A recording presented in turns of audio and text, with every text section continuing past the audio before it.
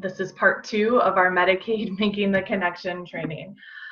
Our agenda for today, I'm going to review some key points around the application process.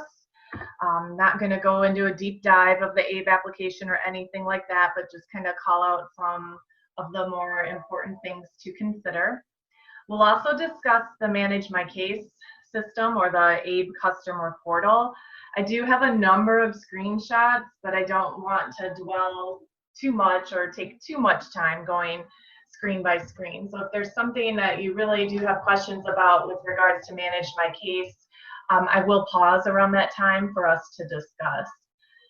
I will give you the caveat that it's been a while since I've helped a client myself with Manage My Case. It's just not something I do as frequently anymore. So I may have to call on some of you who are in that system more regularly to share your best practices.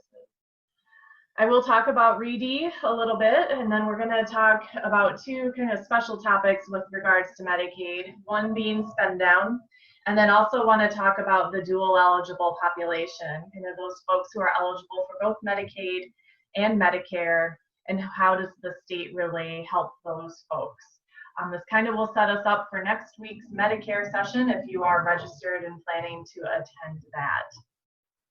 And then before I get started, I also want to just follow up on one thing that came up last week. So someone had asked a question about the Youth in Care program, which is the managed care program for the DCFS youth. So just let me try to summarize, and it's actually become a little complicated. But first of all, there are two populations. One, the current DCFS wards of state. So they're either in a DCFS group home or they are with a foster family, foster parents, and their medical care is managed by the state of Illinois. Those children, those youth, were supposed to transition into a managed care organization known as Youth Care as of February 1, I believe it was, but it actually has been delayed. So it first was delayed, I think, till April 1, and then because of COVID-19, there's been yet another delay, and so it's actually been postponed indefinitely.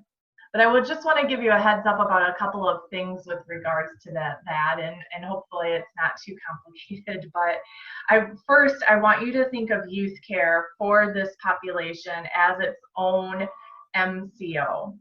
Many of us may have been familiar with the fact that this youth care product was being managed by Illini Care, and I think a lot of us, especially who work further out, like in the suburbs or further out, we're very concerned about network adequacy issues with that product. Late last year, they were doing a lot of work, both HFS and at that time Illini Care, to really educate providers. And I think I spoke a little bit to this last week, how providers can certainly enroll for just a single case or enroll for a limited patient population. And we're really trying to be flexible to allow providers to continue to see those youth in care.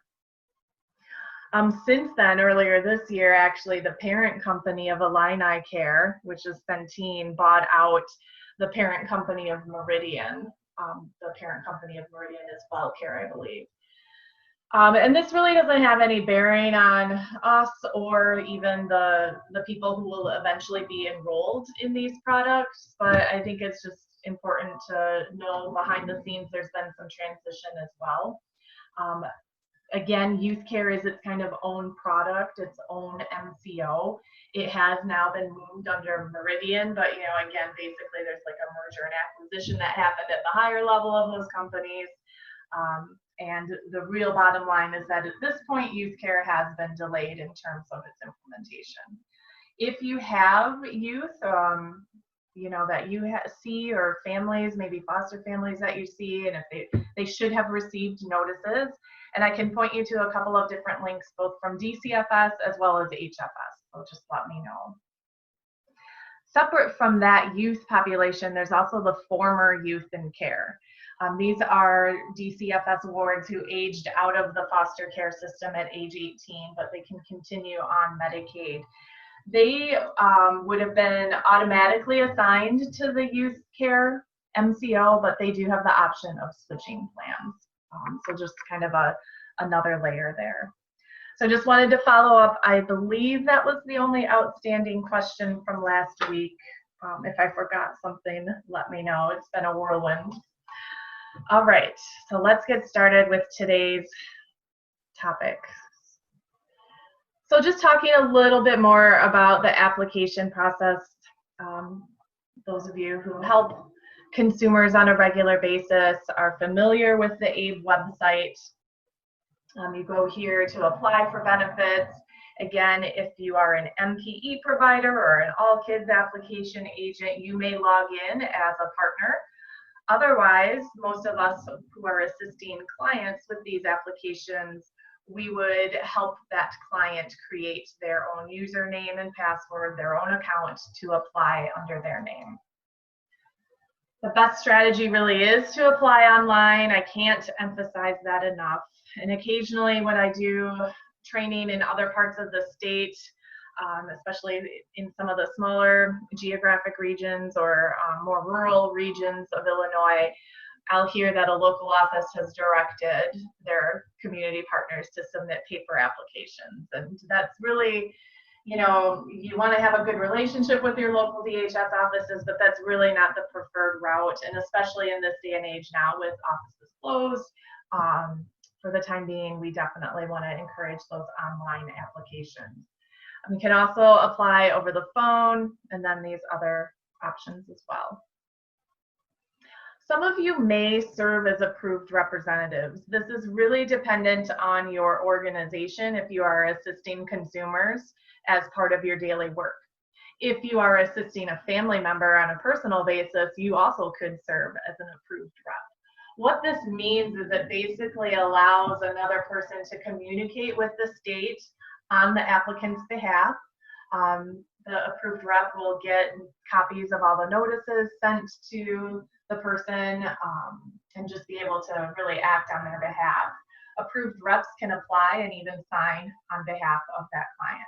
So whether or not you're able to be an approved rep at your agency, you know, I need to direct you back to your supervisor. Each agency is different. Some do so on a frequent basis, others do not do that, but you can still assist them with an application even if you are not that approved rep. As of late 2018, the state set up kind of two forms now, one to act as an approved rep for application purposes only, and then another if you're assisting with an appeal on any decision or benefit amount or anything like that. So I've given you kind of the names of the forms. These are in ABE, so they're part of the ABE system, and if you need access to them on the DHS website, please just send me an email and I'll help you find that on the newly revamped DHS website. Trying to think, I think there was something else I wanted to mention, but it escapes me at the moment. So yes, DHS offices are still closed.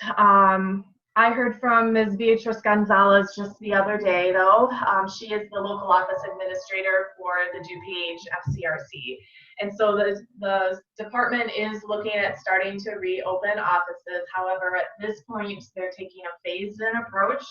She indicated they are in phase 1, which means limited staff are just starting to return to those DHS offices come this Monday. And they are basically preparing those offices for a reopen. But as of this week, we have no date at all about a reopen to the public. So we're really not sure what that will mean. There's been some dialogue in another group about possibility of really still continuing a lot of remote work. So I would just say stay tuned. So we're still pretty much pushing that virtual work. And again, just a review of the links for assistance. I also just wanted to mention when it comes to applications, this whole remote work, right, has come up with a few challenges in terms of, well, we're trying not to see clients face to face. We're trying to do this all over the phone. And are we able to assist with those applications when, hey, we're supposed to have the client sign their application? So I've given you the full links here, both for Medicaid and SNAP. I think I mentioned this in previous trainings. Of course, it would have to be 2 different processes for for these applications. And so I realized that just adds kind of an extra layer and even confusion. But for Medicaid, basically, if you are an assister, you're either a navigator, a certified application counselor, if you're a SHIP counselor, which is the senior health insurance program, if you are an all kids application agent, and other designated assisters. For example, the Illinois Coalition for Immigrant and Refugee Rights, or ICER for short, has a network of IFRP partners. Those are Immigrant and Family Resource Program partners. They are authorized under the Medicaid umbrella to assist with these applications over the telephone. For Medicaid, what they've done is basically said you just need to document that the client gave you verbal consent over the telephone to submit that application. And then you keep those consent forms as a record, and you're able to attach that to the aid application as well. The full guidance is in this first link here in the top box. And then SNAP, of course, has to be a little more strict. This is, I think, USDA requirements more so than the state. So it has to be a designated SNAP outreach partner to be able to submit the application on the client's behalf. And I'm actually not sure how long this will continue, because it's kind of a waiver with the SNAP program due to this COVID emergency, and a lot of things are kind of ending at the end of this month. So if you are a designated SNAP outreach partner, I would kind of turn you back to kind of your lead agency for that. There's only, I think, 6 SNAP outreach partners in the state. They're part of the state's project plan, but they have different sub-grantees. Those partners include Greater Chicago Food Depository, ICER, I believe CPS, Chicago Public Schools, and I know I'm forgetting the other 3. Okay, on the applications, and I will go through some more examples here. If you may remember last week, we really got into the Medicaid household rules, right? And how for the non-AABD program, basically for your ACA adult, all kids, moms and babies, that it's a combination of tax filing status and possibly relationship rules. And that's known as the MAGI budgeting, right? The modified adjusted gross income. So it's kind of a callback to last week. And so I've dedicated some bullet points here for you about that. And then if it's not a MAGI program, if it's your AABD program, if it's a SNAP application, if it's some of these other populations, then it would just really rely on the relationship rules.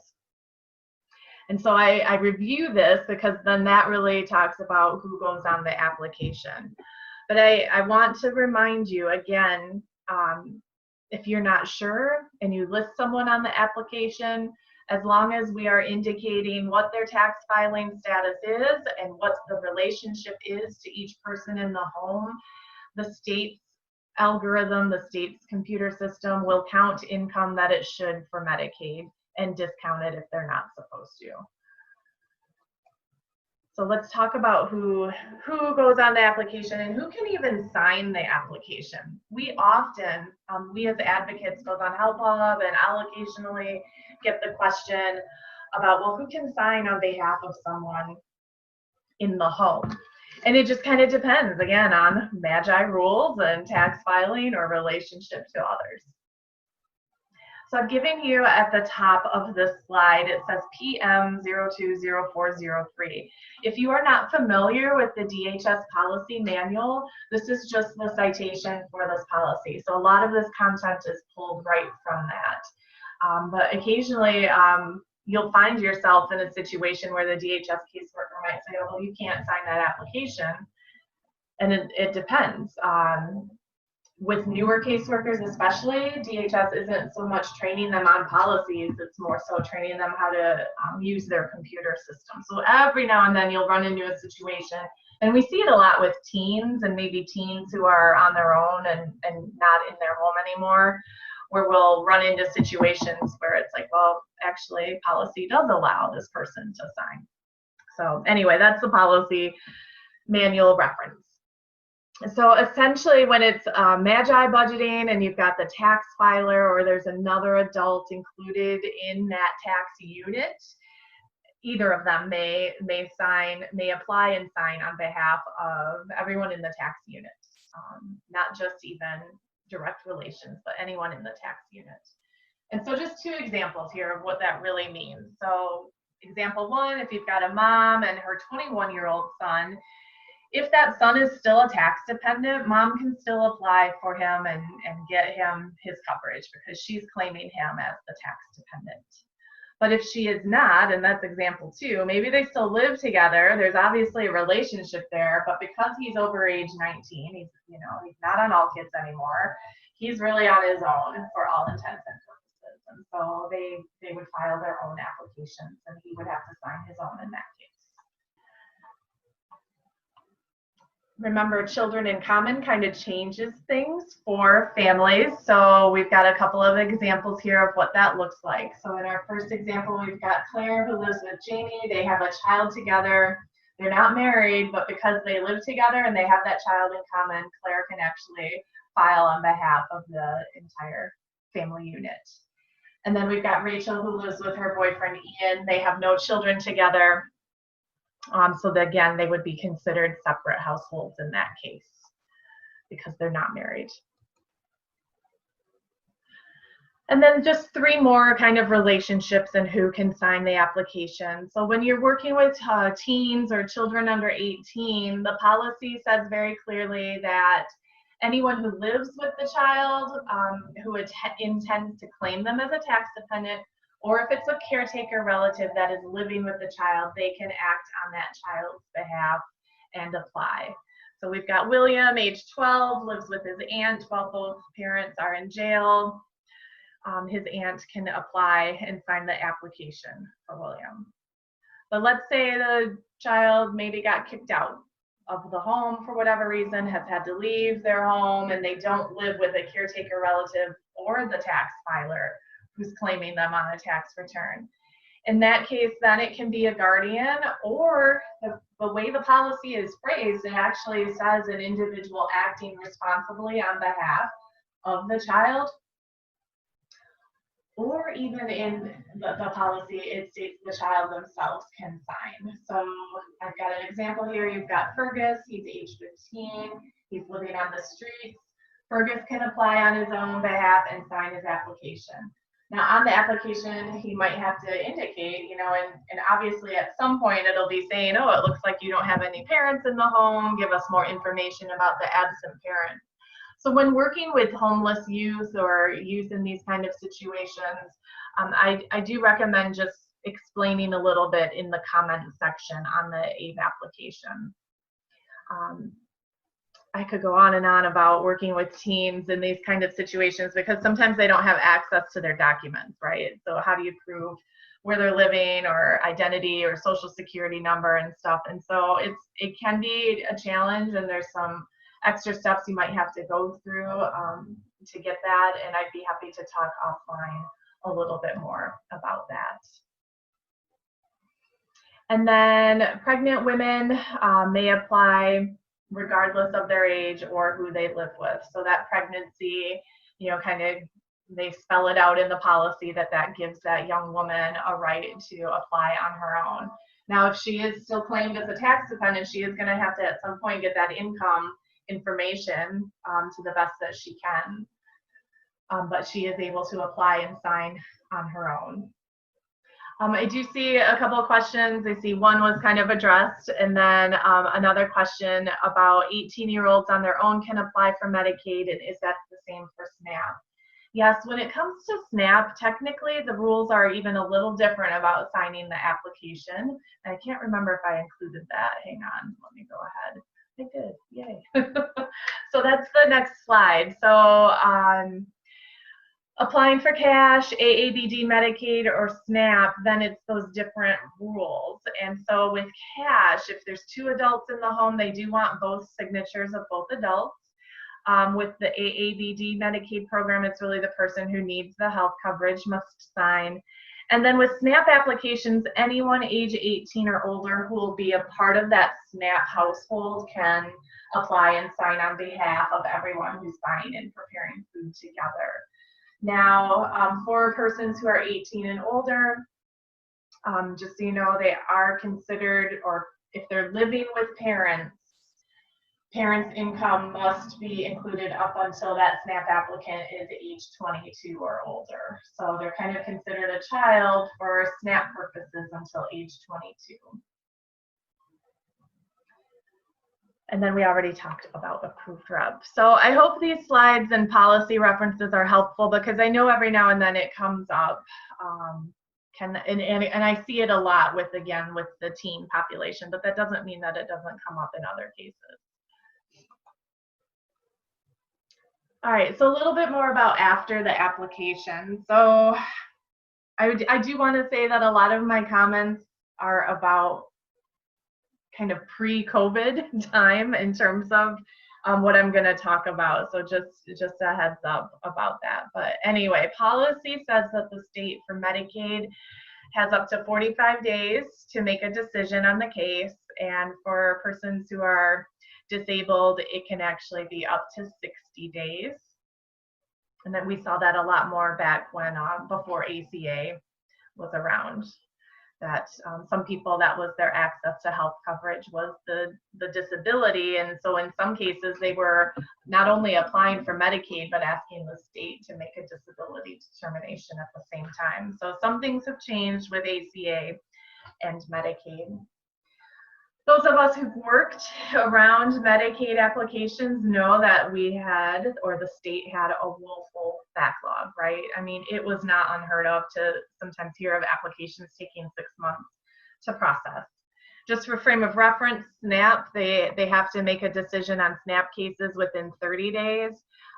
And if it's an expedited SNAP case, within 3 days of application. And the USDA has been holding the state of Illinois to timeliness for that for a while. So a lot of work had been done around SNAP and getting those timely decisions. And then with Medicaid, what ended up happening was we saw a big backlog start to grow and grow. Hopefully, it sounds like they've been making some progress during this time. So I'm hopeful that they've kind of caught up on the backlog. And you may recall last week I talked about with COVID-19, they've implemented adult presumptive eligibility for adults who are not disabled, ages 19 to 64. And so I'm going to talk about what you can do if you do see folks still with significant application delays. But just know that in some instances, you may see them start to get adult presumptive eligibility during this time, meaning they can get their care. So it's kind of like an extra layer that's been added due to COVID-19. But I do want to just review so we all kind of are familiar in case things ever get back to normal and we start to see huge backlogs again. This reference to temporary medical coverage, so it's different than adult presumptive eligibility, but this is temporary T-cards or temporary coverage while the state processes an application. And this is coming out of a lawsuit that was filed. It's known as the Cohen case. And essentially, it's federal law. You know, these guidelines are federal law in terms of how timely the state is supposed to be processing these Medicaid applications.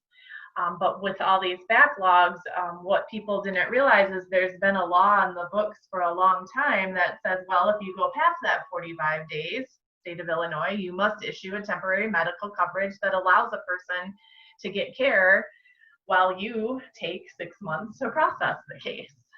And so that's, the lawsuit ended up being filed, I think it's been 2 years now, because the state was not issuing these temporary medical cards, even though they should have been. And so that was filed to really enforce this provision.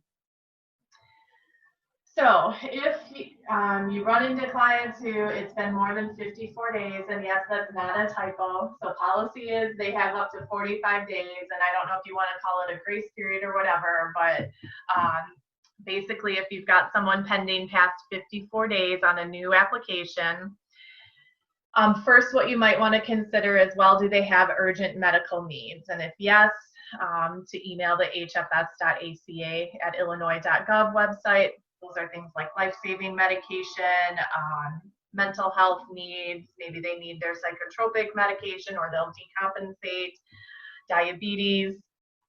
cases who are insulin dependent, any significant medical need, you can try that email address first.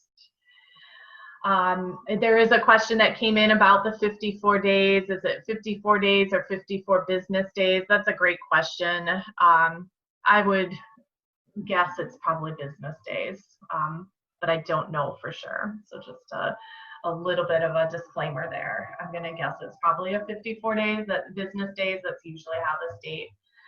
But you can try. You can always try. I figure it never hurts to try. Don't ask. If you don't ask, you don't get, right? Okay, if there is no urgent medical need, then what we can do, and it's been past that 54 days, we can request the T card. So there's a couple of different things that were happening pre-COVID-19. The state was supposed to issue letters informing applicants that they had the right to request this T card. They weren't automatically issuing these T cards. They could request it either by going to the local office or creating, using Manage My Case to submit the form, or calling the helpline. And actually, option C, I apologize, I should have updated that. They've actually added a menu option to the All Kids hotline. So I will make a note to send that out to you guys. I apologize. Should have caught that. That's what I get for using, just updating last year's presentation a bit. But anyway, the All Kids application unit, that central office in Springfield, they've added an option to request the temporary card to that phone tree menu. And it is for more than just All Kids cases. It can be any adult. They just have to call that number to request the T card. And Help Hub has some helpful fact sheets about this whole process. And again, I'm really hopeful that during these last several weeks, the state's been able to catch up on this backlog, or at least issue presumptive eligibility. So maybe the whole T card process will kind of be on hiatus. I really don't know. I haven't heard too much from the field. I am referencing this form. The reality is people can request the T card if they need it without receiving the form. And the real takeaway is that when they leave that office, or they get off the phone with the All Kids unit, whatever the case may be, that they have a RIN number, a recipient ID number, that then they can take and go and use their medical services that they need. So that's kind of a pre-COVID kind of process, but it may still come up. And I would say if you run into any real issues with that, certainly that would be appropriate to post to Help Hub. Again, don't ever include personal identifying information of a client on Help Hub, but in general, you can reach out and just see, hey, is something right with the way this process is going? And we can all direct you. Appeals. I just wanted to emphasize appeals a little bit. Again, appeals can be filed for any action or inaction on the department's part. So if they refuse to take someone's application, if for some reason, even with all this temporary card protection gone into place, technically, if they didn't process an application, technically that was an appealable issue. If someone disagrees with the denial of an application, they can appeal that decision as well.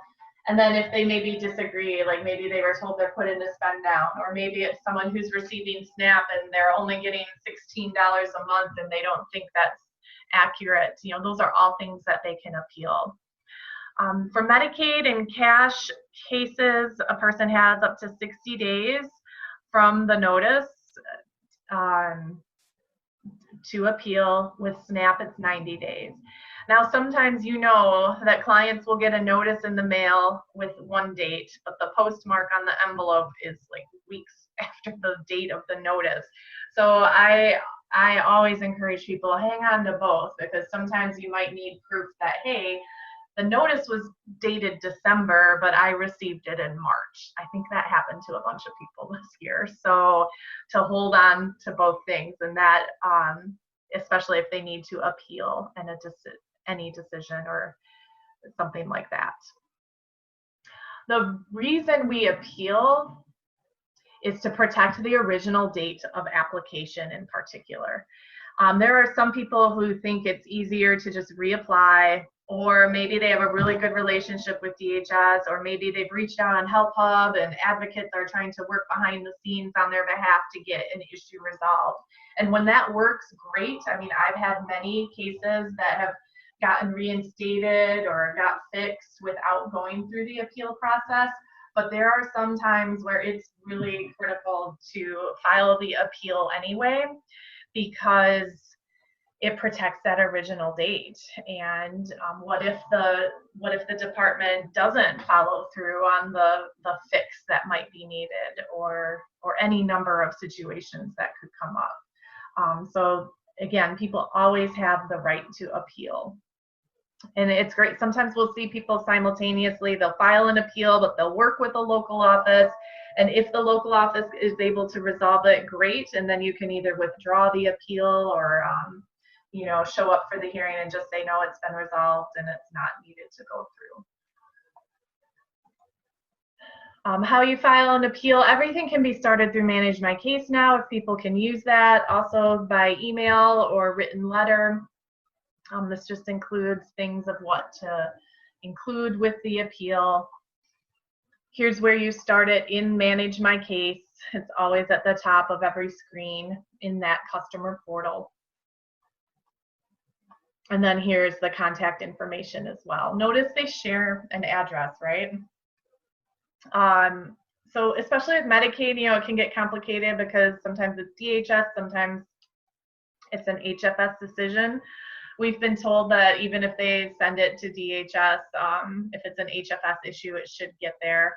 You notice there are some email addresses here. So again, this is for following up on appeals, those kind of things. You can even send the appeal form to this email address.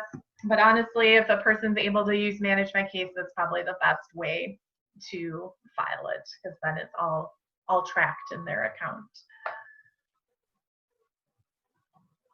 One final word about appeals is that they will get scheduled for a hearing.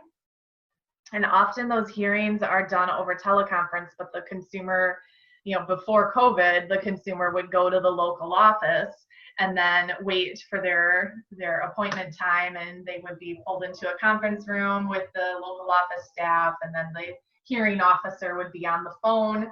And just to kind of give you the lay of the land, what happens then is it's like they're sworn in almost, and then they're able to present evidence or just provide their explanation, their side of the story in terms of what and why they're appealing. But sometimes what would happen before they would get to that teleconference event is that someone from the local office would meet with them and I can't remember the term off the top of my head, but basically offer to help resolve it and therefore not go through the appeal.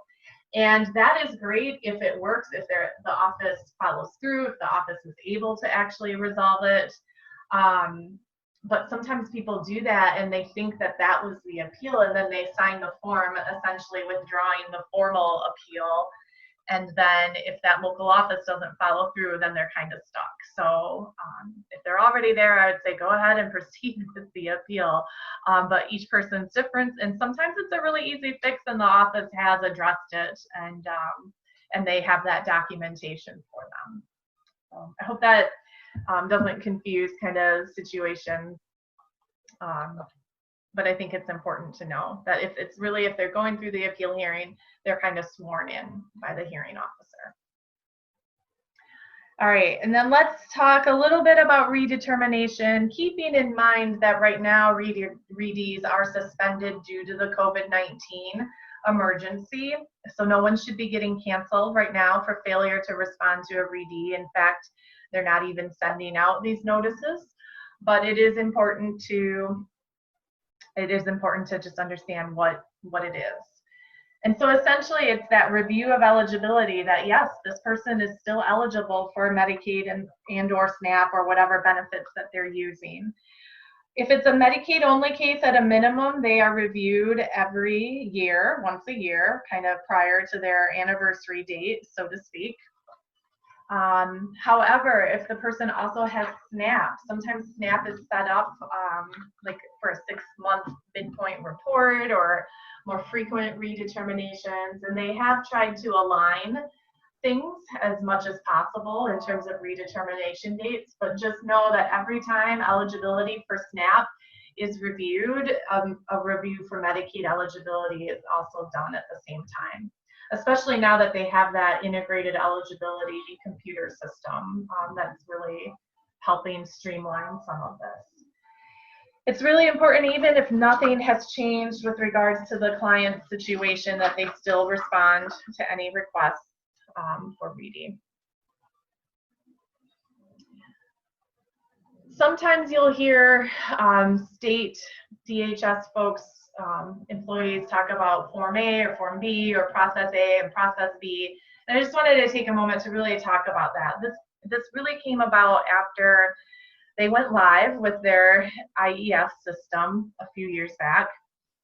Process A is where the state is able to verify everything electronically. Some people refer to this as a passive redetermination process, but essentially it's automated. It's behind the scenes. It's basically when the case has no change in income, no significant changes, all the non-financial criteria are met. And so if that nothing has changed, think about people who maybe receive SSI, and it's just, that 700 and whatever amount of dollars it is for 2020. It's just that maybe $756 a month, and that's all they get, and nothing has changed. There's no additional income. That might be someone who goes through this Process A READI. So what will happen is they'll actually get a notice that a READI was done and your eligibilities have been extended for another year, right? However, if there is new income or something else that was detected during the auto redetermination process, then they will get sent the form and have to complete that form. And keep in mind, this is for Medicaid only. So SNAP still requires, cash still requires the form process. And then Form B or Process B, referred to as the more manual redetermination process.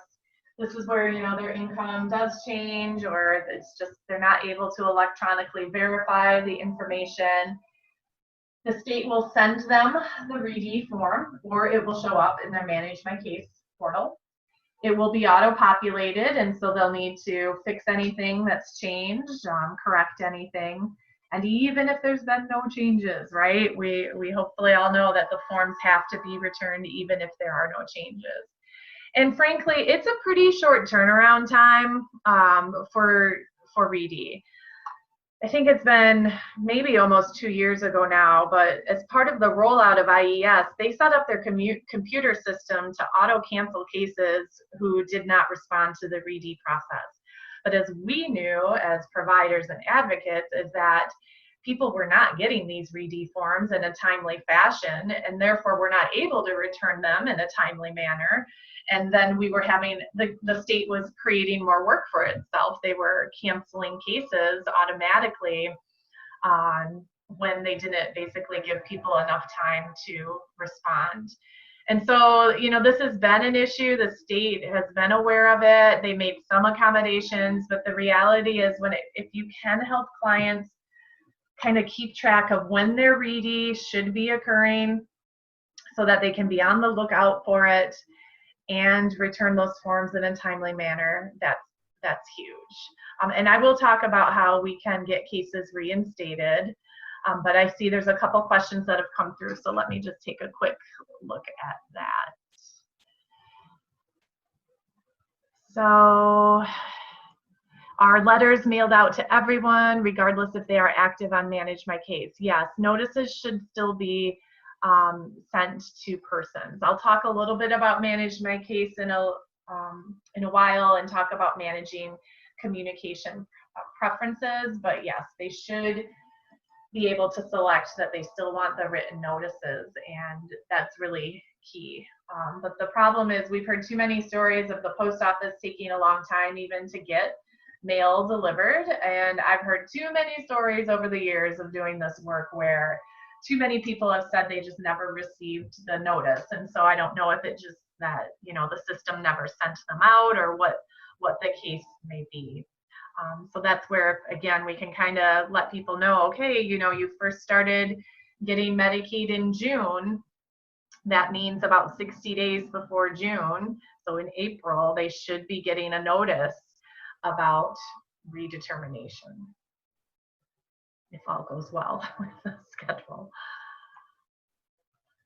I mentioned it will be in Manage My Case. When it's time to redetermine, they will have a Renew My Benefits button kind of in that first case summary section, that first summary section of Manage My Case. And so it's very much like an abbreviated application, and they just fill that out and submit it, and then I believe they have a tracking number for that submission.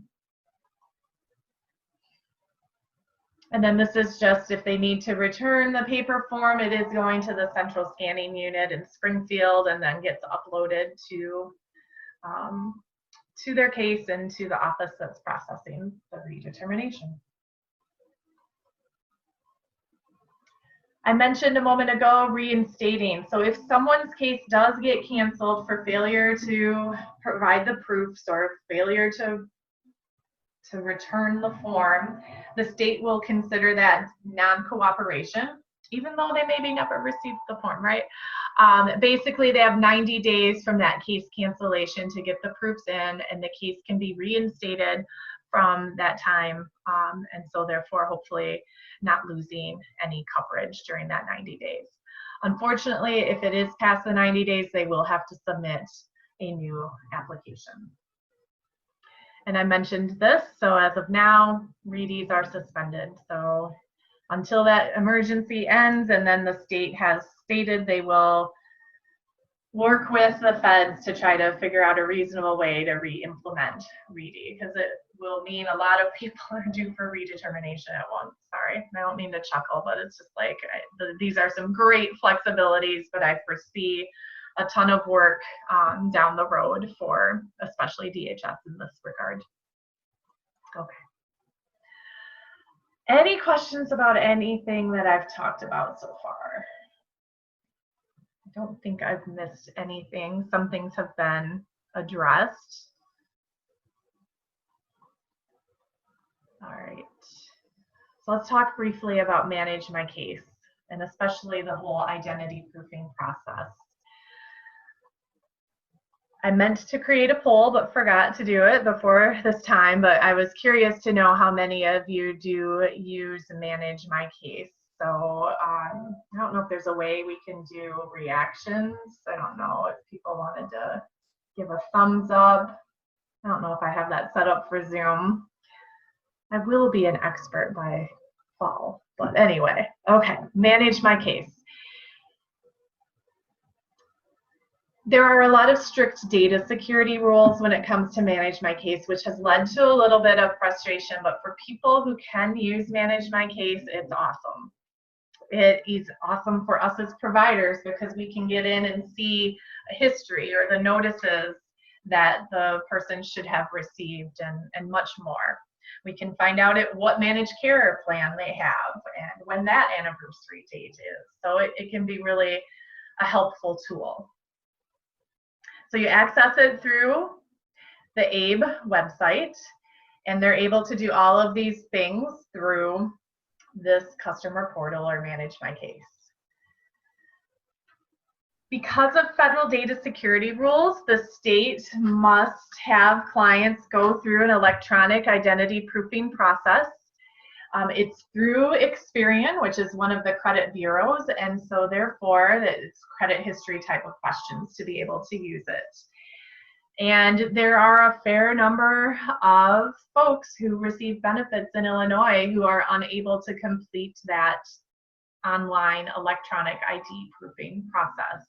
It's credit history, so if they're new to the United States or they don't bank, they may not have a credit history sufficient, if it's a child, they may not have a credit history sufficient enough to be able to get through the online electronic process. The state does have a manual ID proofing process as well, and so I'll walk through that for you. And then once they get through the identity proofing process, whether online or through the manual process, then they link their information in AID to their existing case and are able to then use the portal. And I like to describe it as it's like online banking, except it's for your benefits, for your Medicaid or your SNAP. These are just some examples. So as they go through and are trying to do the ID proofing process, these are sample questions. A quick reminder, during the application process, this will pop up as an option too, to verify their identity electronically during the application. If they're unable to do it electronically at time of application, they just need to click the Verify Identity Later button. Depending, they may have to log out and then log back into their application to do that, but by clicking Verify Identity Later, they can still proceed and they can still submit an application without doing the identity proofing. This is really to be able to use the Manage My Case function of ABE. If unable to verify electronically, they'll get this message. And the first step they have to do is to try to call Experian with this reference number. And some people will be able to proceed after doing that. And so then you just click the yes and go forward. But then if not, they will link the request form to do the manual ID proofing process. We can also find that form on the DHS website as well. So it's called the State Identity Proofing Request Form. Basically, they need to attach copies of acceptable identity proofing documents, and then they return it to the ID proofing unit. It doesn't go to central scanning, it needs to go to this different PO box address.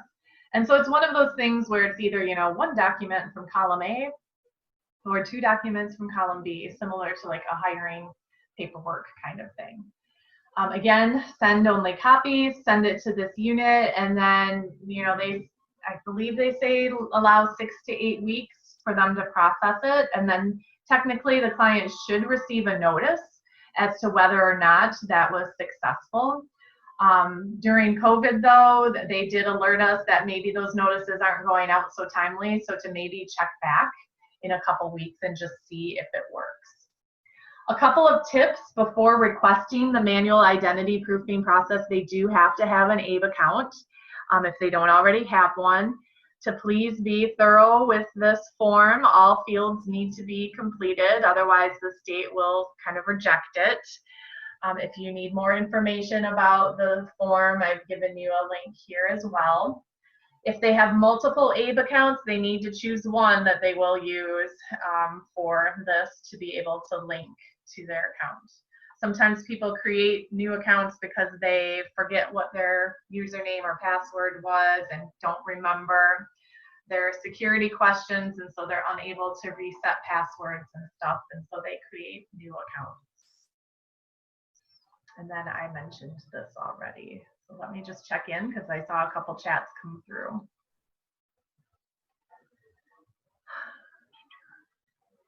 Yeah, excellent question. So how are we able to access the status of an application for a minor child when parent is undocumented? What method should be used since they can't use a social security number to track a case? I wish I had a better answer for you. I have asked this kind of question like, hey, can children use Manage My Case? And it's always a vague answer that I have received. So if other people have had success or workarounds, I would be really interested in hearing. The last time I asked this question, they said, oh, well, they should go ahead and try the manual proofing process with the child who has a number. But if it's an undocumented child, they're likely not going to be able to use Manage My Case at this time. So that is a concern. If others have had other workarounds, I would be really curious. To follow up on the status of an application, honestly, it would be maybe trying to call the 800 helpline. So that would mean waiting on the phone and having the application tracking ID number. It may be trying to reach the local office, whether that's through calling the main number or the urgent call teams that have been set up right now. If you have developed relationships with certain local offices, some of them do have liaisons that are supposed to help respond to inquiries. And then again, if it's an urgent medical need, to definitely try the HFS website. And depending on the situation, it might be something we as advocates on Health Hub could try to help you navigate. The other question is, can you use Manage My Case on a cell phone or probably a mobile device? And I believe you can. I'm not sure if it's set up in the best mobile view or not, just because I've not used that with someone. So if anyone else has experience using kind of the mobile application view within a phone or tablet of some sort, I would love for you to respond to that question. All right. So a couple of screenshots. So once identity proofing is completed, they are able to link their case. So this would be the first time only. They have to link their AVE account to their existing case. And so you can see here, it's a little fuzzy, but it's asking for identifying information, birth date, social security number if they have it, or the individual ID. There are times where someone may not have that individual ID. It's usually at the end of their notices that they receive in the mail. It is different than their case number, and it is different than I believe it's different than the recipient ID number we're familiar with for Medicaid, but it is included in notices. You're supposed to be able to do individual ID instead of social security number. So I don't know if that's another workaround to try with children, but it does require that you have that individual ID. And I've certainly had it not work for adults. So just a word of caution. So sometimes it's try and try again with some of these applications. The landing page, so to speak, kind of has 4 tabs: case summary, benefit details, contact information, account management. I already mentioned this is where they'll see renew benefits if they need to do that, if they need to report a change, maybe an income change or medical bills for spend down, they would click on report my changes. If they have Medicaid but now they want to apply for SNAP, they would do so here, or maybe now they're applying for PEBT until July 15th, or some other benefit. And then down below, they'll see a listing of their benefits, and they can click on each one to see the details. So let's look at a couple of additional screens. This is an example of reporting changes. So whether it's an address change or adding an approved representative, someone's moved in, someone's pregnant, someone's left the home, changes in work, and even down here, medical bills. And since we're going to talk about spend down a little bit later, I just want to point out this is how you would submit medical bills for spend down. You would log in to Manage My Case,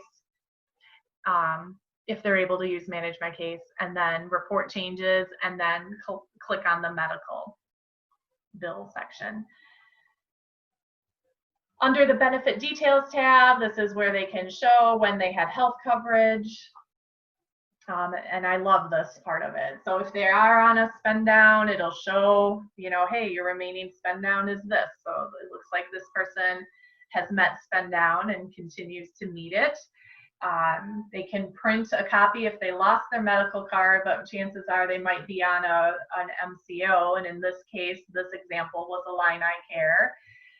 It gives contacts to their MCO, which can be helpful because in many cases, if they need to arrange something or have questions about coverage, they have to start with that managed care organization, and they can see when their benefits started. So you can see at the top, their Medicaid started in April of 2016, but in this case, they didn't start with their MCO plan until September.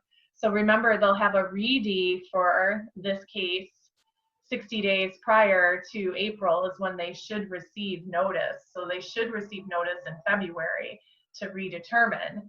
And then their open enrollment period for their managed care plan would be the 60 days prior to September 1. So just kind of how that might work for this case. A little bit more, if they have SNAP, it'll show what their monthly is and when they'll get it again. If they need to make changes or manage their link account, they can access all of this through Manage My Case. Clicking on the contact information page will show what the state has for their current mailing address. So if they need to change it, they can do it here. They can see what local office is managing their case, and technically they can even send an email to the local office. And then here's where they would find their not only their case number, but that individual ID number if they need it. And then account management, a couple different things. They can grant other household members access to aid. Technically can do third-party account holders, but that's primarily those folks like the All Kids application agents and other official partners. And then they can manage their communication preferences. So this was asked just a little bit ago in terms of will written notices be submitted. So let me just talk about this. They are offering the option of paper and electronic communication or electronic only. And I highly, highly recommend that people select both paper and electronic for now. Electronic communication, it's not like they're going to get an email or a text message with a link to the PDF notice that the state is sending. Instead, they'll get an email or a text message alert letting them know a new notice has been posted. Please log in to manage my case to access it. So it's really in their best interest to make sure they're selecting both paper and electronic communication at this time. All right, we're doing okay, an hour in. So any questions about kind of aid, manage my case, RED, or anything before we shift gears completely? I'll give you a moment while I take a drink of water, excuse me. All right, spend down. There's a couple topics when it comes to public benefits that still give me trouble. TANF, cash assistance, and spend down. And so I will do my best to explain spend down. I will say it is a challenge. I'm going to kind of give you the outline of how it's supposed to work. But just know that it's never been an incredible priority in terms of timeliness. And so there's often a lot of back and forth in terms of submitting the information to the local office, the client needing the medical care, the state processing the spend down, and then activating coverage for a month at a time. So it's definitely a challenge, but it's a huge protection for those that the state considers medically needy. So we're talking about folks with really high cost medical expenses, and maybe they don't have another form of coverage, or they need assistance with that coverage. So what is it, right? So spend down is really the difference between what they're reporting as income and then what that income limit is. And so if you recall back to the state standard for AABD, right? I believe it's at $1,046 a month right now. It's basically essentially that person is over the income, but because they are in the AABD population, if they have high medical bills, they can use those bills to bring down the amount of their countable income to a point where then they become eligible. So some people like to call it a deductible, it works like an insurance deductible, except it has to be met on a monthly basis. But I don't even know if deductible is the best way to describe it, because yeah, because deductible is kind of its own term. But essentially, like I said, if they can have medical expenses that either meet or exceed that spend down amount, it brings down their countable income to a point where the Medicaid gets activated and can help cover their costs. Now, before ACA adult, we did have more of a family health spend down for those adults, but not anymore, because those folks should be going into either ACA adult or now having access to marketplace coverage. You will still see it occasionally for pregnant women and children with some of the family health spend down, but we're talking really catastrophic costs for someone who maybe was uninsured and pregnant, or a child, because the income standard for those two populations is something like, for a single person, $283 a month. So obviously income will exceed in many cases, and so we're talking really catastrophic medical coverage. My examples today are going to primarily focus on AABD, aid to the age blind disabled, simply because that's who we see it with most often. But just know if there is someone who's uninsured and pregnant or a child and there was something catastrophic, there may be an option this way to use some of those medical bills for this, to meet this, I mean. So how do they calculate spend down? So they take all their income. There are some state deductions that will occur, and then they compare all of that to the state income limits, which is what state standard means. And then whatever that balance works out to be, that's considered their monthly spend down. So I've got a couple of examples. So in this example, we've got someone whose income comes up to $11.88 a month. I'm wrong, but as of April, the policy shows us that the state standard for AABD is $1,063 a month, not $1,046. So $1,063. So we take that $11.88. There is a random standard deduction. They discount $25 off of that income. It's been around forever. I don't know the origin of it, but the state will take $25 off the top. Then we apply what's the income limit, and we see that that person, if we do the math, it works out to be that they're $100 over income. And so they'll be notified that, you know, they have a spend down of $100 a month, and they'll be told how they can meet that. It's a little confusing because everyone gets a long notice, and the top cover always talks about enrolling in pay-in spend down, and I will come back to that. But they'll get a notice. The top page will say, do you want to enroll in pay-in spend down, which means they'll pay the $100 each month, or then it'll go through and show what can be used and when they have to meet it by and so forth. Or if you submitted medical bills at the time of application, it'll show on that notice how they applied those medical bills. I forgot to mention, it's usually one or two people who are assigned to spend down at a local office. So in DuPage County, I think they have 2 people assigned.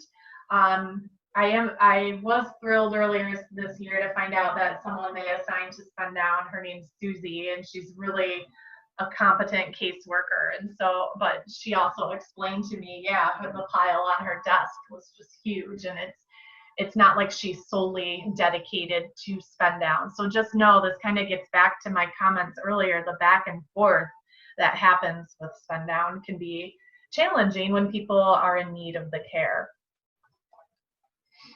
So remember last week we talked about Bruce.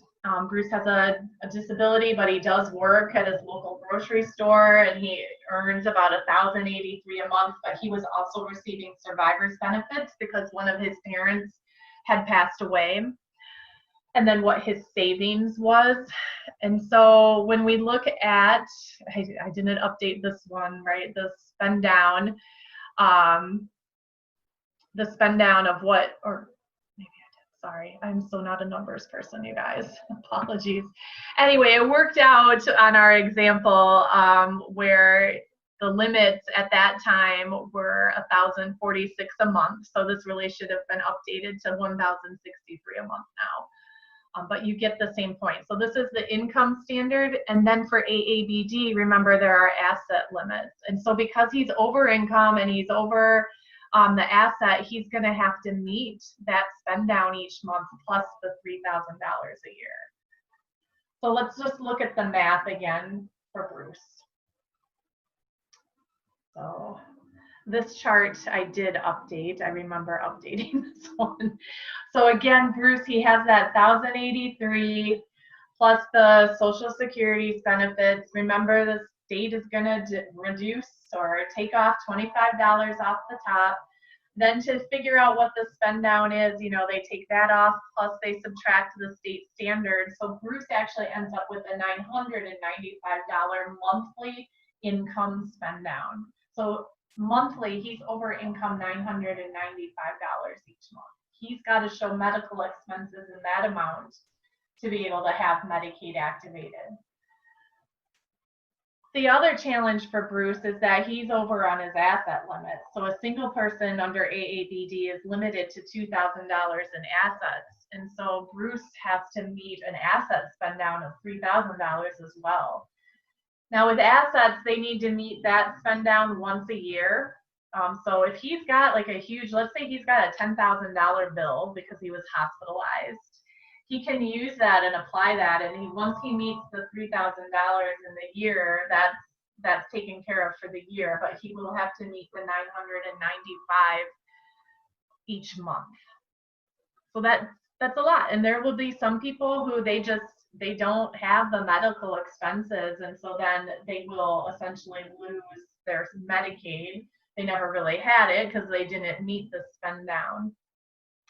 Many times these folks do have other forms of coverage. You know, Bruce may also be on Medicare, but again, the spend down helps. The Medicaid helps cover things that Medicare doesn't cover. It is the payer of last resort. And then there may be others who know they don't have that coverage, and so the spend down can be incredibly important. And so I just mentioned this, and it's just kind of summarizing what I just said. So the question came in about, do they actually have to pay out the money or to do the spend down? And no, if they can afford to do so, and some people can because the spend down might be relatively small, you know, $50 a month that they're over. Some people may pay in, but otherwise you're going to hear how we use medical expenses to meet the spend down. And I'll be honest, if you don't work in this very much or aren't familiar with spend down, trust me, it takes a couple of times to hear about spend down before it kind of makes sense. Oops, sorry. Okay, spend down approval. So we would apply for ABE, and if they have medical expenses, that's why that question is asked. So if you screen someone and you think, oh dear, they are probably over income for Medicaid, but they are in the AABD population, and look at this history of medical expenses, let's go ahead and try to apply. The other thing that I'll show on another slide is we see it a lot with persons who are receiving home services, whether it's someone with a developmental disability or someone who's receiving the community care program through Department of Aging, so senior kind of home services to keep the person in the home. Even if the state is paying for those home services, the value of those home services can be used to meet spend down. So we'll see cases like Bruce sometimes where, yeah, he's working, but maybe he does have help at home for preparing meals or other things. And so the value of that care he gets in his home can be used to meet spend down. I kind of outlined this already in my comments, but the notice that they receive will tell them how they came to the spend down amount, when they have coverage or not, especially if the medical bills have already been applied. And then once they meet spend down, they should be getting a separate letter advising what month it was met, what bills used, and then when spend down will end and when they'll lose coverage if they don't meet spend down.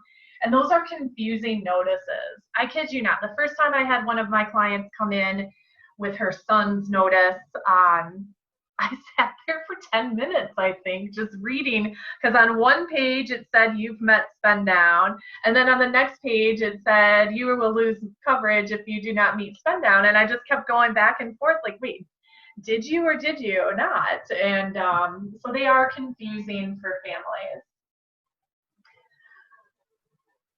They'll also be able to see the information and manage my case as we reviewed. So let's talk about meeting spend down by using medical bills. And these, I'm not even talking about whether or not the state will pay bills, right? So we're not even going there. This is any medical expense someone has and whether or not they'll be able to apply it to reduce their countable income. So the state has a couple of rules about what kind of bills can be used. So the bills have to be dated within 6 months of getting the spend down. It could be an old bill, but they have to have a current billing date, if that makes sense. And it can be a bill for the applicant themselves, or it can be for a family member if that family member's information was part of the calculation. So if you think about a senior couple, AABD couple, if both seniors in the household, their income had been used to determine that, okay, yes, you have a spend down, then both persons' medical expenses can be used. So that's an important thing to consider. The bill, like I said, has to have a current billing date of within the last 6 months, but then it has to have some additional detail, and that's all listed here, right? Like, what was the date of service, who was the provider, who was the service for, what was the service, all of this other thing. And that last bullet, the if TPL coverage, again, that's that third-party liability terminology for DHS. That's referring to the person has another form of insurance. So if the person has another form of insurance and they still had outstanding payments, maybe deductible or co-pays, co-insurance, whatever the outstanding bill, whatever the consumer has to pay needs to be shown. So they kind of need that, kind of like that explanation of what was paid by the insurance and then what the consumer still owes.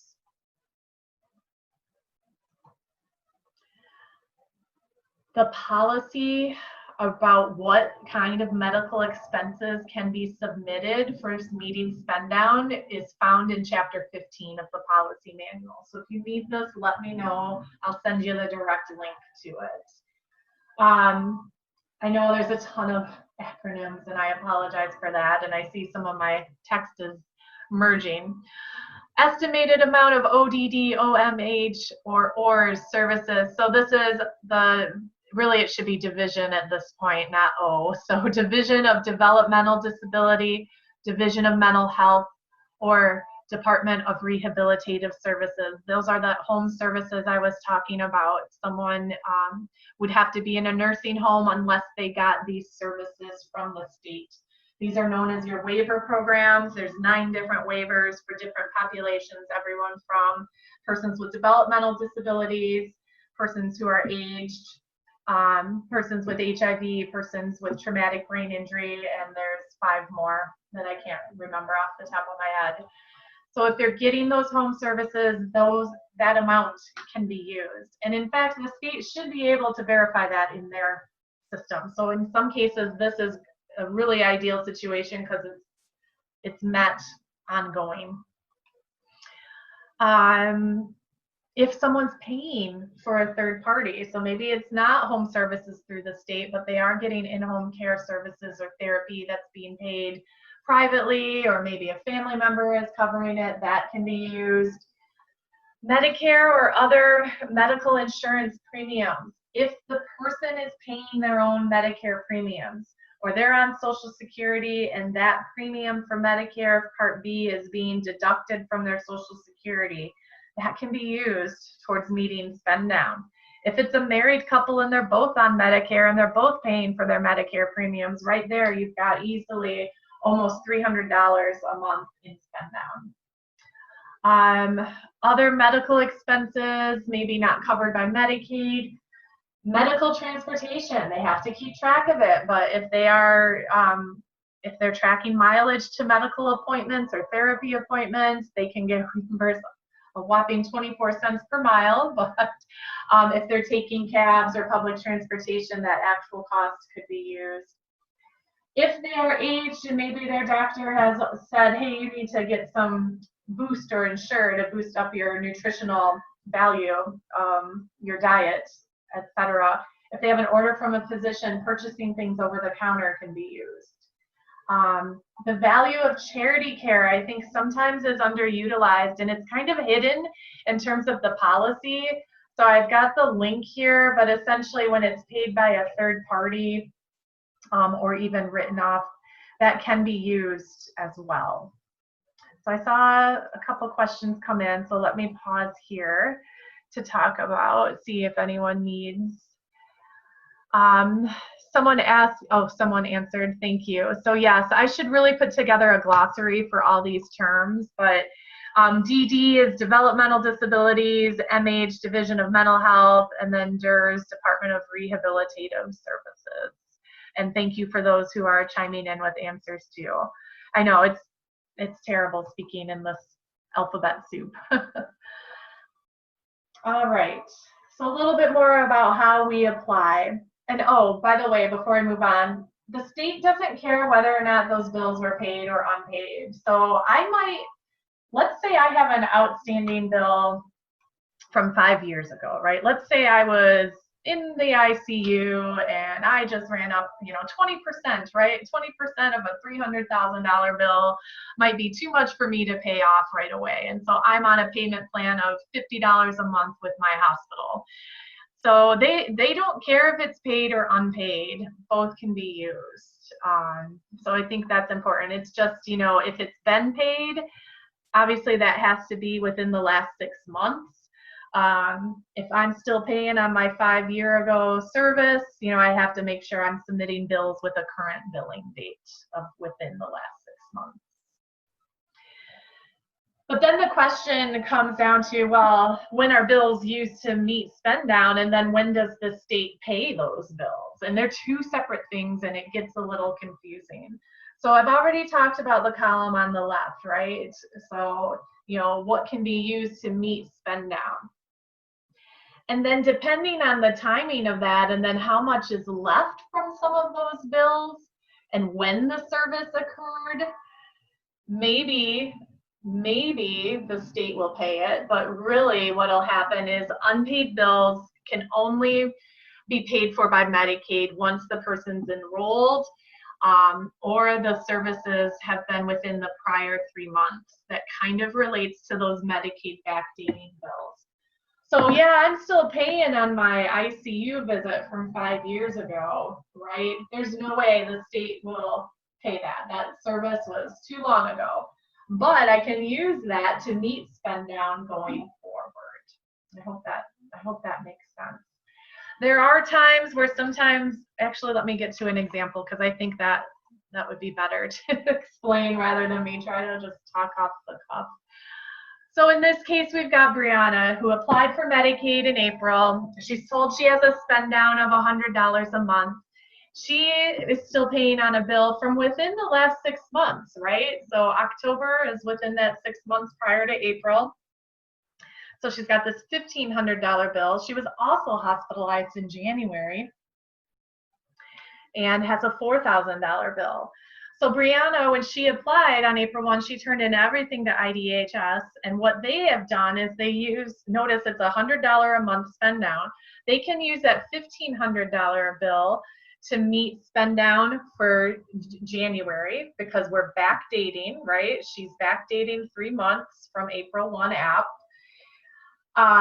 So they can use that $1,500 to meet spend down so that coverage is activated for January and they can pay the bill for January moving forward. So that's kind of an example of what I was starting to talk about on the previous slide. What else do I want to say about this? They can read it moving forward. So she's got a $100 a month spend down. They can use that $1,500 a month moving forward. They kind of do that, I believe, at 6 months at a time. At least that's how it had been for a long time. I'm not sure if they've changed that recently or not.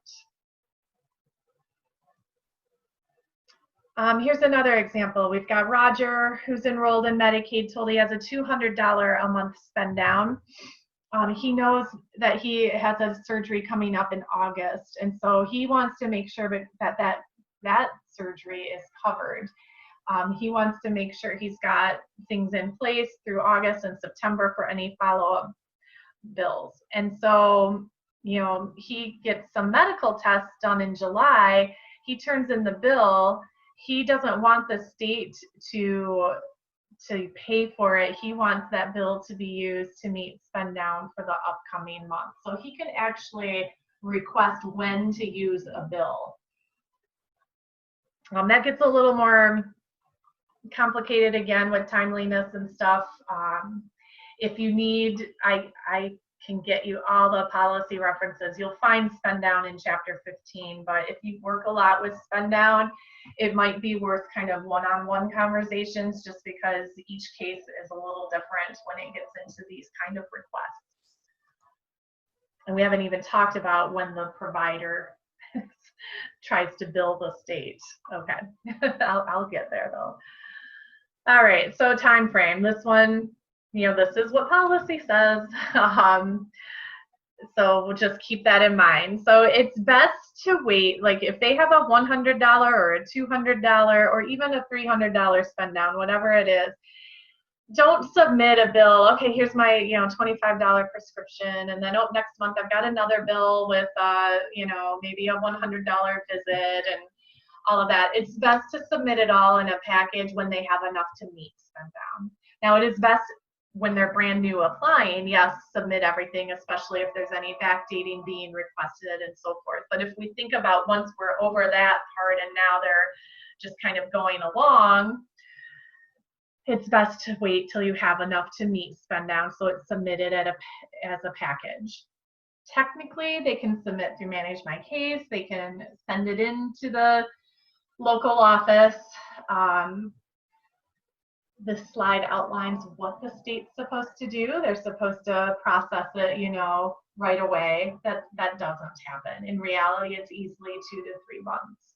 Now, if there are really urgent issues, it's best to really advise the state as to the local office, try to get a hold of someone, develop a relationship with the spend down folks, and figure out a way to really communicate best. So the reality is, I might submit that spend down bill today, July 9th, and then let's say in 3 weeks I end up in the emergency room or a hospital, and right now my Medicaid is not active. I've submitted a bill and it's pending, and maybe it would have been activated or not, but the reality is I'm going to need care before the state processes my spend down. And so really then it becomes a communication issue with the provider's office, the provider's billing office, and so, after I get discharged, if they start sending me a bill from the hospital, but the state still hasn't processed my spend down, I'm going to need to do some legwork. I'm going to need to let the billing office know that, hey, I've got spend down pending. And then I'm going to need to try to reach out to DHS and say, hey, please help. I need this process because I now have a medical bill. And then once that all gets in place, let's say it's not till September that they finally process my spend down, but I need a July bill covered, that provider is going to have to resubmit the bill to Medicaid once I'm told that spend down was activated for it. So it can be a lot of back and forth for patients. For providers who are used to this, they're used to it, right? And they're used to resubmitting bills, or they're used to claims getting denied from the state and having to resubmit and stuff. But for providers who maybe aren't used to spend down, it can be challenging. I remember working with, it was I think a dental provider actually, and it took a while, but it very clearly once started showing that, yes, okay, the coverage did get turned on for that month. And the provider was just refusing to bill the state again. And that's actually a really separate issue. Like if they agree to take Medicaid, they can't charge the patient, they can't balance bill the patient. It was like this whole back and forth, and really having to educate the provider that no, if you want to get paid, you need to go back and resubmit the bill. And so I just share that because this isn't necessarily an easy thing, but it really is a gap protection for patients who are in these situations.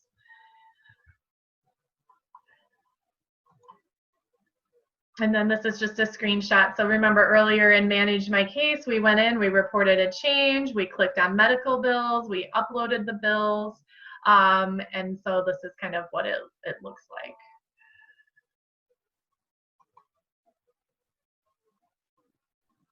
So if they can use Manage My Case, right? Pay in, spend down, I already mentioned that. So this is like, again, paying it in on a monthly basis. It has to be received by the office in Springfield, I think by the 15th of the month. Yes, I have that on the slide. I already mentioned it's always to enroll in pay and spend down is always kind of that top page of the a spend down notice. And if someone, if it's a $995 spend down, chances are people aren't going to be able to afford to pay that in, right? We're talking about usually lower income individuals and families. However, people always can do a blend. They can do part pay in and part medical bills. So the takeaway is that if they think they ever will pay in a portion of their spend down, they do need to enroll in that. And so they need to do that. It doesn't mean they have to do it every month, but they do have to kind of enroll and kind of get set up in the pay-in system. This is handled by Springfield, so it's sent to Springfield. There is no collection of spend down. There is no collection of pay-in spend down by a local DHS office. It goes really, it's really to HFS, to that unit. And I've given you the contact information here.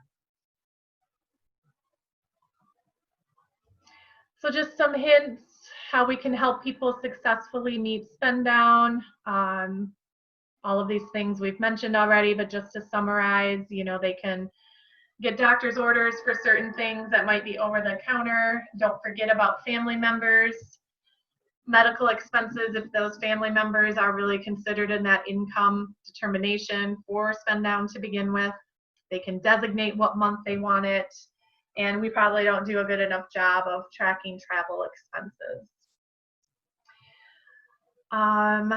Part of the email I sent out this morning, and I attached it to the calendar invite as well, is a sample medical expenses log that the Federation put together a long time ago.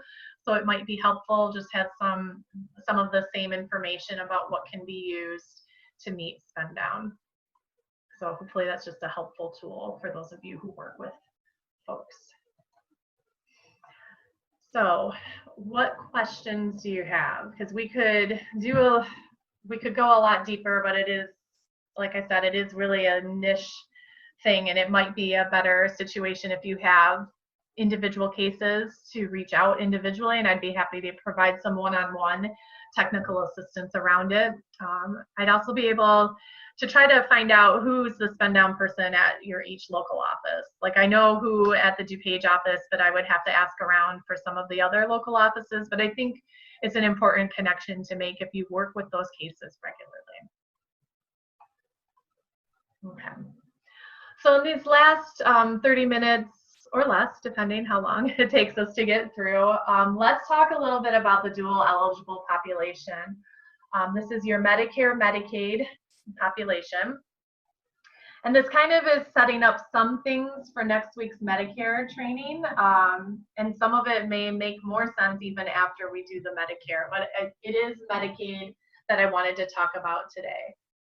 So when we talk about dual eligible folks, we're really talking about those populations. So that might be a senior 65 and older, or it's a person who's been on disability insurance for at least 2 years, and they've got both Medicare and Medicaid. And then we also consider dual eligible those folks who are enrolled in a Medicare savings program. If you remember last week, I had sent out the income chart, the FPL income chart, and the first 3 columns indicate the 3 different levels of the Medicare savings program. And I'll talk about that here as well. In fact, the very next slide. So to see those income limits for each of these, I would refer you back to that chart.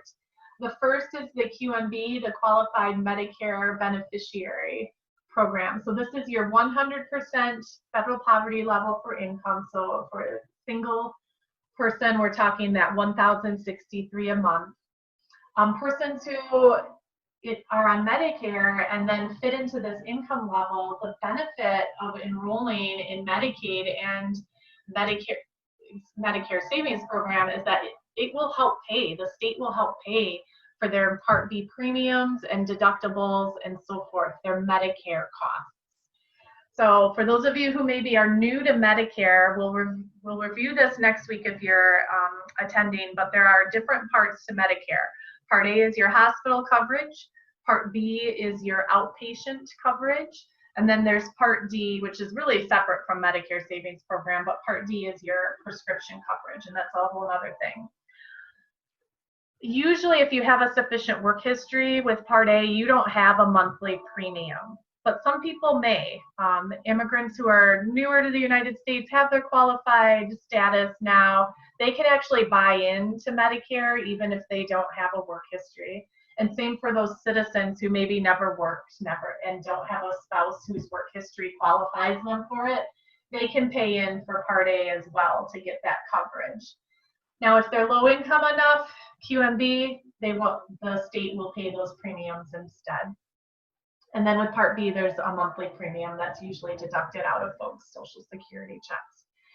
In addition, when they go to the healthcare providers or they're hospitalized, they do have deductibles or coinsurance through Medicare. Medicare is not completely free. They do have cost sharing that they must abide by. And so with the Medicare Savings Program, this first level, again, this 100% FPL in the QMB program, they will get assistance for that. And then there's a couple, 2 more programs, a little higher income levels. Again, I refer you to that chart, but the SLMB program helps pay for premiums for Medicare, for Part B premiums, as does the QI program. And so it's like a different a rate of assistance for each. So this is a big help to those low income seniors or persons with disabilities who have a hard time meeting. Real quick, a question came in about if the person has LPR status less than 5 years, will they qualify? So no, for Medicare, they still have to have their LPR status for at least 5 years. They also have to have lived in the United States for at least 5 years. So unfortunately, brand new to the United States cannot buy into Medicare right away, unfortunately. And this is where the new program that was just passed, so a little bit of a sidebar, some of you may have heard that as part of this year's budget process, the state approved coverage for low-income seniors age 65 and older who don't have these qualifying immigration statuses. And I know a lot of the press and even advocates, we were saying undocumented, this is going towards undocumented seniors. It will also cover those seniors who don't have their 5 years of LPR yet. So that's huge.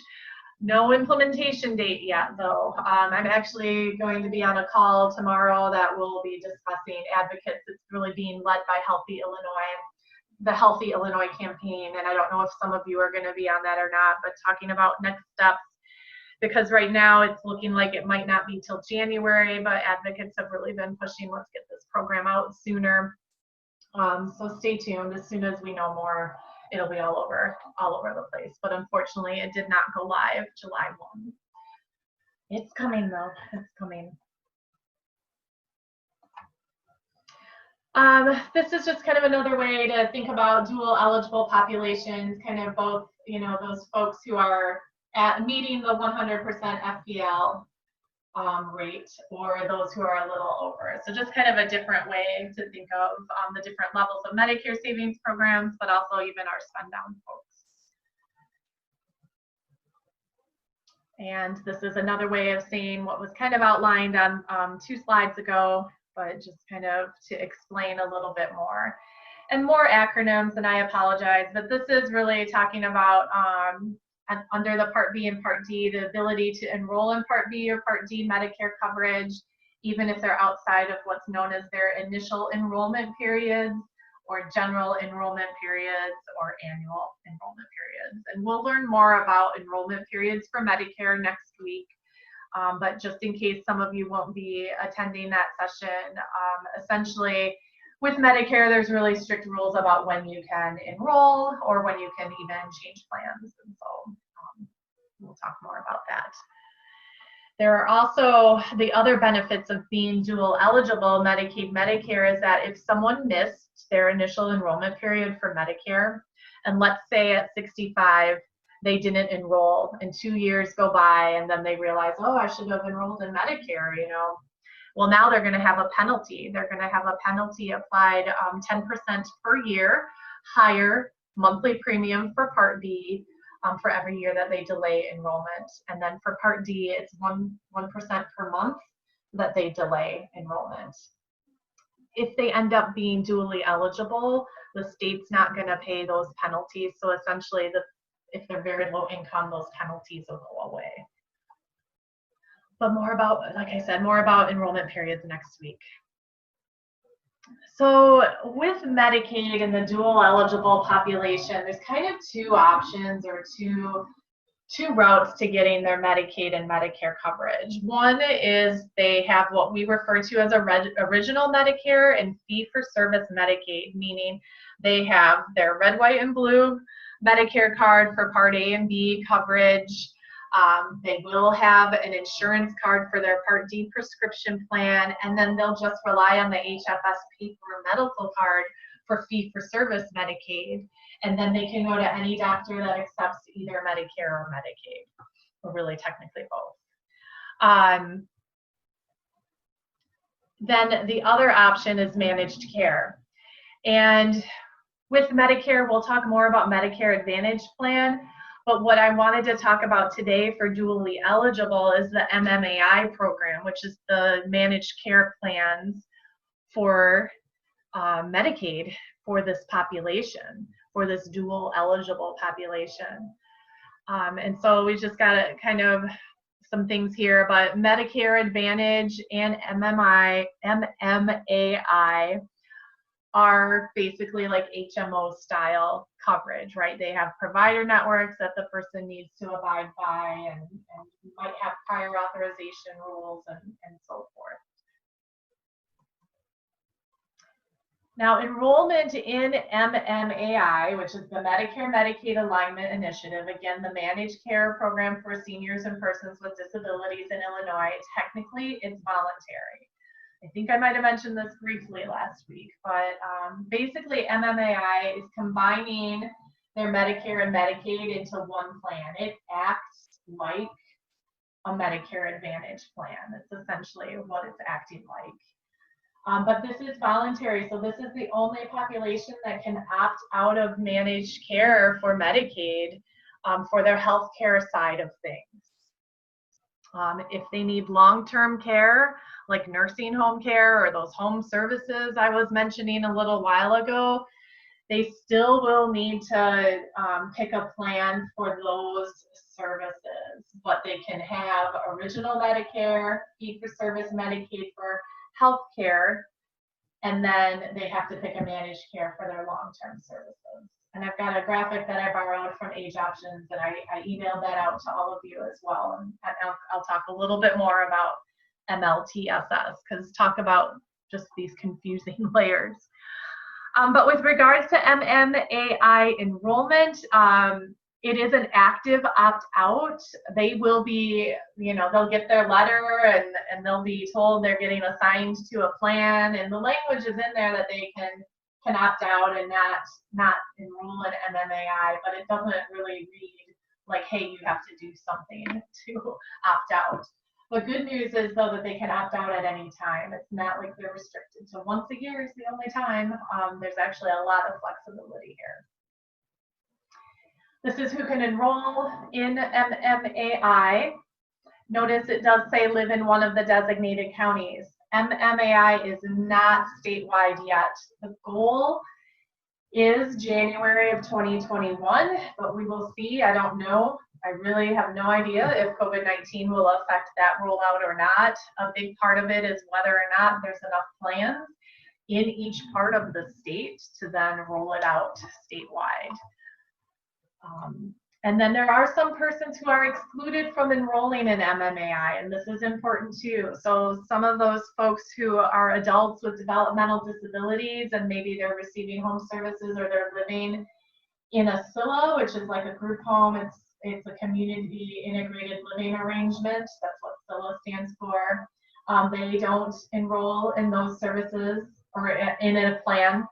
If someone's on spend down, they should not be put into managed care. Now, every now and then I will hear of people getting those notices, but if they're on a spend down, or if they have another form of insurance, a private payer insurance, they should not be put into MMAI either. And then some people have limited coverage through the breast and cervical cancer program. Those folks also don't get put into MMAI. And these are the plans, so you'll notice they're different from the Health Choice Illinois plans we talked about last week. Some are similar, but These are the plans for seniors and persons with disabilities. And this is borrowed from the map that the state had just updated as of June 1. And you can see which counties, which plans are operating in. So the visual, the map was too big to put into a PowerPoint, but I've given you the link to the care coordination page where the map can be found. So there may be parts of the state that don't have this, like Winnebago County is not currently under, McHenry County is currently not under MMAI plans.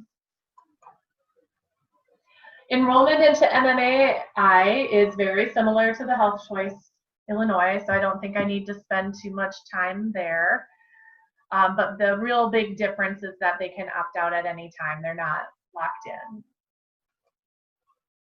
The other thing to keep in mind with MMAI enrollment, remember I was talking about, people on original Medicare and fee-for-service Medicaid, they would have a Part D plan for prescription. But once they enroll in MMAI, it's that MMAI plan that is going to cover prescriptions. And so there's some decision points that have to happen, especially if people down the road realize, oh, you know what, I don't like this MMAI plan network. It's not giving me access to the doctors I like, or whatever the situation may be, and then they decide to opt out. Well, if they opt out of MMAI, they're going back to fee-for-service Medicaid and essentially original Medicare. They've got to re-enroll in a Part D plan. If they don't, they're going to be left out of their prescription coverage. So in this example, we've got Jocasta, who's enrolled in a Part D plan, the Magellan RX plan for prescriptions. And she's got her original Medicare fee-for-service. She gets enrolled into MMAI. When she goes to the pharmacy next, she's still presenting her Part D card. So this is kind of the reverse of what I said, right? So she goes and she hands over her Magellan card, and they're like, well, this doesn't have any drug coverage. So when that happens, in this case, she maybe didn't receive her Humana MMAI card yet. The pharmacist should be able to run a check in their system. And so if she knows that she was getting put into Humana, they should be able to pull that up for her. And for those folks who maybe, let's say, they then opt out of MMAI down the road and they haven't yet picked a Part D plan to supplement to get into the prescription coverage, if they find themselves in a bind at the pharmacy, the pharmacist has the ability to do what's called a line-it application, and it's just immediate, like 1 month coverage.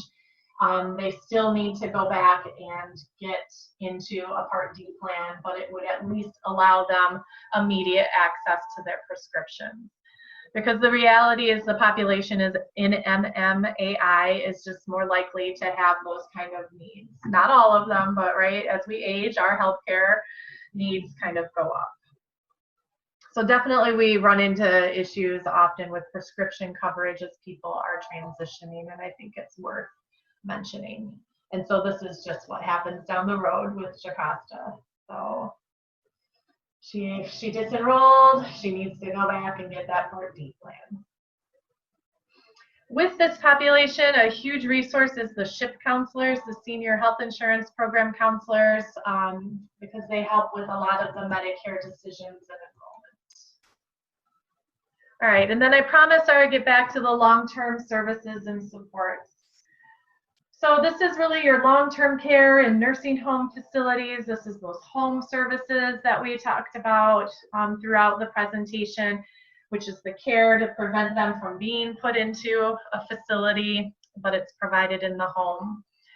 And so Medicaid will cover a number of these services. So these are just examples of what's considered under the umbrella of LTSS, or long-term services and supports, right? So everything from home delivered meals, activities of daily living, and of course nursing home facility if indeed institutionalized. So all of these things. So I mentioned though that people can opt out of MMAI for their health care. The challenge is if they really do need any of those long-term services and supports, they're going to still need to pick a managed care plan for those. And those plans are kind of under the umbrella of Health Choice Illinois. And so this can be really confusing both on the provider side of things as well as for the patient or the client themselves. And there's some decision points, especially if they are institutionalized, because you want to make sure they're getting into a plan that obviously covers their nursing home care. So some different transition points. This is an example for the people who are opting out. So they've decided, nope, I don't want MMAI, but yet they're still required to have the long-term services and supports to MCO. So what it really means is that for all their healthcare services on the left side of the slide, right, their hospitalizations, their doctor's appointments, other things like prescriptions, all of that will be covered then once they opt out of MMAI. It's covered by fee-for-service Medicaid or their original Medicare. But anything in terms of long-term services and supports, that would be covered by the MCO that then they pick for MLTSS.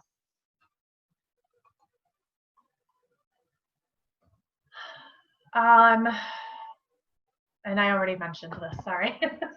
Jumped ahead earlier with my comments. So yeah, so if in long-term care, really important, once they disenroll from MMAI to make sure they're picking an MLTSS plan in their facilities network. And the facilities are supposed to help if they don't accept any of them, work with the family to move them to a facility within network. So definitely a lot of decision points. I would encourage you, if you want to know more about this, Age Options has a lot of information. I think they now have branded themselves advisory for their training, but they do some really good training around Medicare and Medicaid, especially for this population. They are the area agency on aging technically for Cook County, for suburban Cook County, but their training is open to anyone. And so I would encourage you to kind of explore their information. They've done some webinars throughout the years, and that's where the visual that I emailed to all of you has been borrowed from them. They've been incredible partners sometimes when it comes to these Medicare questions. In addition, there may be other resources locally, so depending where you work, there may be other agencies that have trained SHIP counselors and other folks who can assist with some of these transitions. And remember, these MCOs are supposed to provide care coordination, right? They're getting paid by the state to provide care coordination, and certainly this population would require that. Their health needs are likely to require care coordination. So both MMAI plans as well as MLTSS MCOs provide these care coordinators. The benefit when people go into an MMAI plan is that they have one care coordinator to help with everything, right? Everything from arranging those doctor's appointments and referrals and prior authorizations, as well as other services. But if they have opted out of MMAI and they still are in an MLTSS plan, their care coordinator is really only for arranging those long-term services and supports and transportation for those kind of services. It doesn't help with prescription coverage, or they're not helping with doctor's appointments and referrals and so forth. It's just for the long-term services side of things. These are just some resources if you want to learn more or how to get a referral for home services. Community care program, again, that's the home services through Department of Aging. And then if people do need a long-term care nursing home, they can apply through AVE. Those long-term care applications have been handled by a centralized office in Chicago. Honestly, a lot of nursing homes help with the Medicaid applications, but every now and then we do find community providers having to assist as well.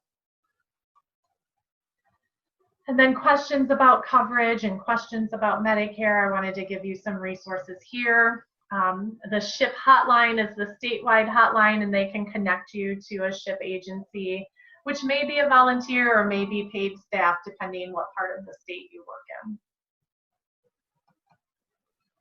And a few more resources. So with that, I know that that's a lot of information. But hopefully kind of this ending with this dual eligible will help frame some of the conversation we'll have for those of you who are attending next week. And at this point, I am happy to take any final questions or open it up for discussion if people have something they want to talk about. But thank you again for attending. And yeah, that concludes the presentation. I'll hang on for a minute or two just to see if anything comes in. But otherwise, thank you. And I'll see some of you next week.